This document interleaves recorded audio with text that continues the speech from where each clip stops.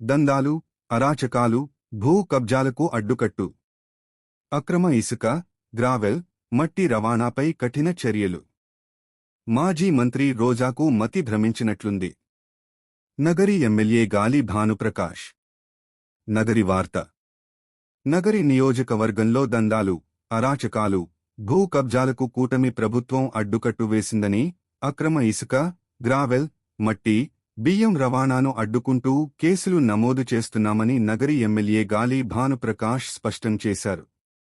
Nagari Telugu Desam party కార్యాలయంలో ఉత్తమ కార్యకర్తలకు అవార్డులు పంపిణీ చేసిన అనంతరం ఆయన మీడియాతో మాట్లాడారు. ఈ సందర్భంగా ఎమ్మెల్యే మాట్లాడుతూ, కూటమి ప్రభుత్వం అధికారంలోకి వచ్చిన తర్వాత అక్రమ రవాణాపై కఠినంగా వ్యవహరిస్తున్నామని, చట్టవిరుద్ధ కార్యకలాపాలకు పాల్పడే వారిపై ఎలాంటి ఉపేక్ష ఉండదని హెచ్చరించారు. నగరిలో అక్రమ ఇసుక, గ్రావెల్, మట్టి, బియ్యం రవాణాను అడ్డుకుంటూ కేసులు నమోదు చేస్తుంటే మాజీ మంత్రి ఆర్కే రోజా ఏదో పట్టుకున్నట్లుగా డ్రామాలు చేస్తోందని విమర్శించారు. ఆమె ఏమి మాట్లాడుతున్నారో ఆమెకే అర్థం కావడం లేదని, అక్రమాలపై ప్రభుత్వం తీసుకుంటున్న చర్యలనే తాను ఏదో సాధించినట్లు ప్రచారం చేసుకుంటూ సంబరపడటం విడ్డూరమని ఆరోపించారు. అవినీతి, అక్రమాలు, దౌర్జన్యాలు లేని పాలన అందించడమే తమ లక్ష్యమని ఎమ్మెల్యే తెలిపారు. మాజీ మంత్రి రోజాకు మతి భ్రమించి ఏదేదో మాట్లాడుతున్నారని, ఆమె మాటలకు హద్దు లేకుండా పోయిందని గాలి భాను ప్రకాష్ తీవ్రంగా మండిపడ్డారు. కూటమి ప్రభుత్వ పాలనలో నగరి నియోజకవర్గంలో చట్టపాలన అమలవుతోందని, అక్రమాలకు పాల్పడే వారిపై నిర్భయంగా చర్యలు కొనసాగుతాయని ఆయన స్పష్టం చేశారు. మన ప్రభుత్వంలో మనం ఫ్రీ హ్యాండ్ ఇచ్చాం కాబట్టి బియ్యమైనా పట్టుకుంటున్నారు, మట్టన్నా పట్టుకుంటున్నారు. అది మన నిశ్శబ్దత. వాళ్ళ దగ్గర కమిషన్లు తీసుకుని వాళ్ళు వదిలేట్లా. ఈ మహాతల్లి వచ్చేసి ఆ మీదో సాధించేసినట్టు మనం బట్టిని మనకే చూపిస్తుంది. దీనికన్నా గాచారం ఇంకేనా ఉందా? దీనికన్నా గాచారమైన ఇంకా ఉందా? ఆమెకి పూర్తిగా మైండ్ పోయినట్టుంది. ఏం చేస్తుందో, ఏం మాట్లాడుతుందో నోరుకి హద్దు పొద్దు లేదు. ఏమీ అసలు స్థాయి ఏమీ తిరియట్లే. తారతమ్యాలు కూడా తిరియట్లే. ఏదొస్తే మాట్లాడడం. మాట్లాడినప్పుడు వినే ఓపిక కూడా ఉండాలా, తీసుకునేదానికి కూడా ధైర్యం ఉండాలా. అలాగే మనం ఎన్నో లేని విధంగా ప్రతి గ్రామంలో కూడా సంపూర్ణంగా అన్ని సిమెంట్ రోడ్లు కూడా మనం కంప్లీట్ చేసాం. 1-6 పెండింగ్ ఉంటే కూడా ఈ మార్చి లోపల ఖచ్చితంగా అది కూడా కంప్లీట్ చేసుకుందాం. మీరు ఏదైనా రిమైనింగ్ ప్రపోజల్స్ ఉంటే కూడా దయచేసి తీసుకొచ్చారంటే మార్చి లోపలే కంప్లీట్ చేసుకోగలుగుతాం ఈ సిమెంట్ రోడ్ పెండింగ్ ఉంటే కూడా.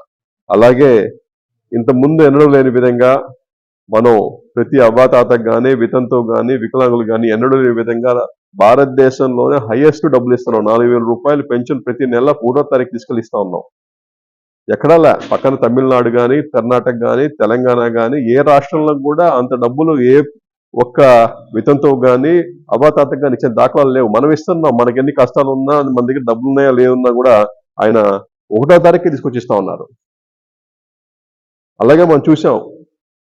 నేను 2019-24లో చాలా మంది ప్రభుత్వ ఉద్యోగులతో మాట్లాడుతుంటే వాళ్ళు చెప్పేవాళ్ళు, మా జీతాలు ఎప్పుడు పడతాయో తెలియదు. అది 10వ తారీఖు పడతాయా, 15వ తారీఖు పడతాయా, 24వ తారీఖు పడతాయా, లేకపోతే పడతాయా లేవో కూడా తెలియదు. మాకేమో కిస్తీలు ఉంటాయి. ప్రతి నెల వాళ్ళు ఇల్లు కట్టుకుంటారు, లేకపోతే వాళ్ళ కొడుకునో కూతురునో చదువుల కోసం అప్పు చేసి ఉంటారు. అది నెల 1వ తారీఖు, 2వ తారీఖు, 3వ తారీఖు టించన్గా అది వచ్చేస్తుంది ఇది పేమెంట్. కానీ వీళ్ళకేం జీతాలు పడుండవు. ఆ జీతాలు పడకపోవడం వల్ల ఏమవుతుందంటే ఆ వచ్చి డబ్బులు లేకుండా వెనక్కి వెళ్ళిపోతుంది. మళ్ళీ వాళ్ళకి ఫైన్లు పడతాయి, పెనాల్టీలు పడతాయి. అంటే పని చేసి డబ్బులు అంటే తప్పు ఒకరిది, దాన్ని అనుభవించాల్సిన ఇంకొకరిది, బాధ ఇంకొకరిది. అది గత ప్రభుత్వంలో మనమంతా చూసాం.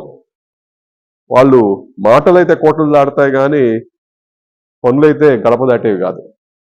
అదే మన ప్రభుత్వంలో మనం ఓ పక్క ఉద్యోగాలు ఇచ్చుకుంటూ వస్తున్నాం. ఎన్నడూ లేని విధంగా ఇవాళ మనం భారతదేశంలో ఏ రాష్ట్రంలో కూడా లేని పెట్టుబడులు మన రాష్ట్రంలో, మనం యాక్చువల్లీ చెప్పాలంటే మన దగ్గర ఇన్ఫ్రాస్ట్రక్చర్గా లేదు పూర్తిగా. అయినా కూడా మన దగ్గర ఫ్యాక్టరీస్ అంటే ఉద్యోగ కల్పనకి మన దగ్గర యువత బయటికి వెళ్ళకూడదు, ఇక్కడ యువత ఇక్కడే పని చేసుకోవాలా, ఇక్కడ యువత ఇక్కడే పని చేసుకొని ఇక్కడే కాపురాలు పెట్టుకోవాలని చెప్పే మంచి ఉద్దేశంతో ఇవాళ మనం ఎన్నడూ లేని విధంగా పాకులు ఆడుతున్నాం.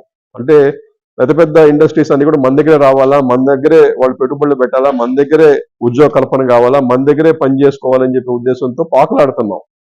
నేను లోకేష్ గారితో అమెరికా పోయినా, నిజంగా అనిపించింది ఏంటి ఈ మహానుభావుడు అసలుకి, అంటే అక్కడ పెద్ద